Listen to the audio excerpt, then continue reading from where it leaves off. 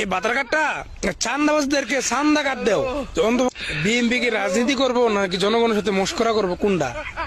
তারা গ্রামে গঞ্জে মহিলাদেরকে বুঝাইতেছে বিএনপিতে ভোট দিলে ৬০০০ টাকা বাতার কাট দিব, আবার কি একটা কার্ড লয়ে যায় স্যাম্পল, আবার গিয়ে বিড়িতে নাম্বার সংগ্রহ করে। যারা বিকাশ নাম্বার দিয়েছেন আপনার বিকাশের টাকা চুরি করে দেবো কারা? বলো বিকাশ নাম্বার এদেরকে দিয়েন না, এরা সংগ্রহ করতেছে বিকাশ নাম্বার গ্রামগঞ্জের।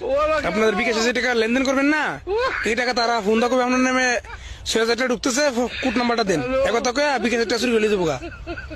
যে দলের মানুষ রিক্সা ড্রাইভার চান্দা তুলে খায়, ফুটপাতে বাদাম বেশি নেবে চান্দা তুলে খায়, ফুটপাতে বুট বেশি নেবে চান্দা তুলে, রিক্সা ড্রাইভার চান্দা তুলে, বাস স্টেশন সিনজি স্টেশন ফুটপাত কোন জায়গা বাকি রাখে না চান্দা তোলা।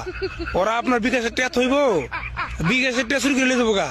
সাবধান, আপনাদেরকে যদি বলা হয় ৬০০০ টাকা বাতার কাট দিমু, তখন আপনি ওদেরকে উল্টায় বলবেন যে বাবা ৬০০০ টাকা বাতার কাট আমার না দিয়া তোমাদের নেতা কবি রাস্তাতে চান্দা তুলে খাই, ৫০০ টাকা ইনকাম করে রিক্সা ড্রাইভার থেকে ১০০ টাকা নেই, এদেরকে চান্দা কাট দেও। অন্তপক্ষে তাদের হাত থেকে শুরু হাট ব্যবসায়ীদেরকে জীবন বাঁচাও, কারণ তাদের অত্যাচারে ওরা অতিষ্ঠ হয়ে গেছে। চান্দা দিতে দিতে বুট বেশি না বুট বেচতে পারতো না, বাদাম বেশি না বাদাম বেচতে হাইতে পারতো না, মুড়ি বেশি না মুড়ি বেচতে পারতো না। রিক্সা ড্রাইভার ৬০০ টাকা রুজি করলে ১০০ টাকা জায়গা ওকে যেন তাদের হাত থেকে সাধারণ মানুষ রক্ষা ভাই। মা বোনরা আপনারা এই কথাটা বলবেন উল্টা।